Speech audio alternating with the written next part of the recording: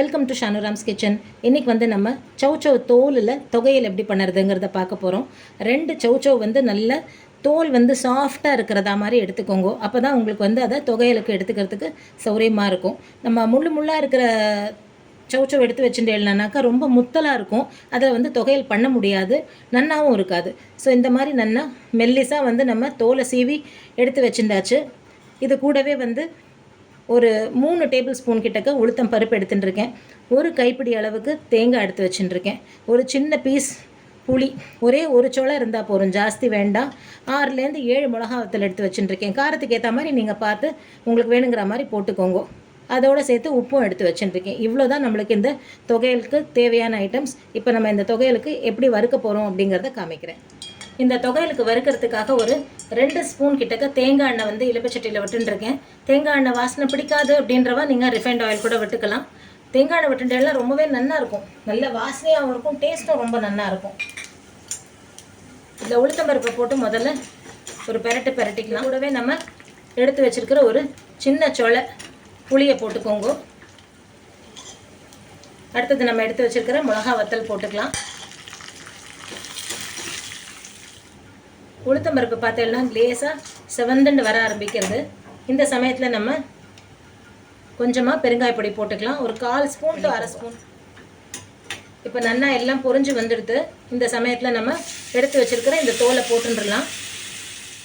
ஒரு 2லேருந்து 3 நிமிஷத்துக்கிட்டக்க இந்த சௌச்சவோட தோல் வந்து வதங்கினா போகிறோம். இது வந்து ரொம்ப ஜாஸ்தி வேகணுங்கிற அவசியம் இல்லை. அதனால தான் நான் வந்து நல்லா இலசாக சாஃப்டாக இருக்கிற தோல் இருக்கிற மாதிரியான சௌச்சௌ வாங்கிக்கோங்கன்னு சொன்னேன். ஏன்னா முள்ளாக இருந்தது அப்படின்னாக்கா உங்களுக்கு சட்டுன்னு இது வதங்கி வராது. இன்னொன்று சாப்பிடும்போது வாயில் வந்து அந்த நாராக ஆப்பிடும், பல்லு கிடுக்கில் போய் மாட்டிக்கும். அதனால் நல்லா இலசாக இருக்கிற சௌச்சவோட தோலை வந்து நல்லா மெல்லிசாக இந்த மாதிரி சீவி எடுத்துட்டேன் அப்படின்னாக்கா வதக்கிறதுக்கும் சௌரியமாக இருக்கும், சாப்பிட்றதுக்கும் நல்லா டேஸ்ட்டாகவும் இருக்கும். இப்போ இது நல்லாவே வதங்கி வந்துடுது. அடுப்பு அணைச்சிடலாம். நம்ம எடுத்து வச்சுருக்கிற தேங்காயை போட்டுக்கலாம். இதில் ஜாஸ்தி தேங்காய் வேணும்னு அவசியம் இல்லை, ஜஸ்ட் ஒரு கைப்பிடி அளவுக்கு தேங்காய் இருந்தால் போதும். இந்த அளவுக்கு உப்பு போட்டுருக்கேன் இதில். இப்போ இது எல்லாத்தையுமே அப்படியே ஒரு தட்டில் கொட்டி நல்லா ஆற வச்சுட்டுடலாம். அதுக்கப்புறமா நம்ம எப்படி அரைக்க போகிறோம் அப்படிங்கிறதையும் நான் உங்களுக்கு காமிக்கிறேன். நம்ம தொகையலுக்காக எடுத்து வச்சுருந்தது எல்லாமே நல்லா ஆறிடுது. இந்த மிக்சி ஜாரில் போட்டுக்கும் போது முதல்ல வந்து இந்த புளி, மிளகா வத்தல், முடிஞ்ச வரைக்கும் கொஞ்சம் தேங்காய் எல்லாத்தையுமே போட்டுருங்கோ. அது கூடவே வந்து இந்த தோல் எல்லாமும் இதிலேயே போட்டுருக்கும், சௌச்சவோட தோல் எல்லாத்தையும். கொஞ்சம் வந்து இந்த உளுத்தம்பருப்பை வந்து ஓரளவுக்கு நிறுத்திக்கோங்க. இது கொஞ்சம் நல்லா அரைப்பட்டதுக்கப்புறமா இந்த உளுத்தம்பருப்பை சேர்த்துட்டேன்னா கொஞ்சம் நல்லா நறுக்குன்னு இருக்கும். தொகையில் வந்து பிசைஞ்சு சாப்பிட்றதுக்கும் நல்லாயிருக்கும். ஒரேடியாக பேஸ்ட் மாதிரி அரைக்காமல் நமக்கு வந்து கொஞ்சம் நரன்னு அரைச்சிக்கிறதுக்கு சௌரியமாக இருக்கும். முதல்ல இப்போது இதில் போட்டுனது வரைக்கும் நம்ம மிக்சியில் ஒரு ஓட்டின்ட்டு எடுத்துன்னு வந்துடலாம்.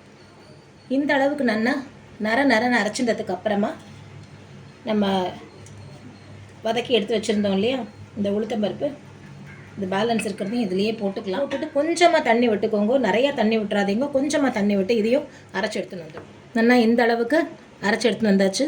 நம்மளோட சௌச்சௌ தோல் தொகையல் ரெடியாக இருக்குது.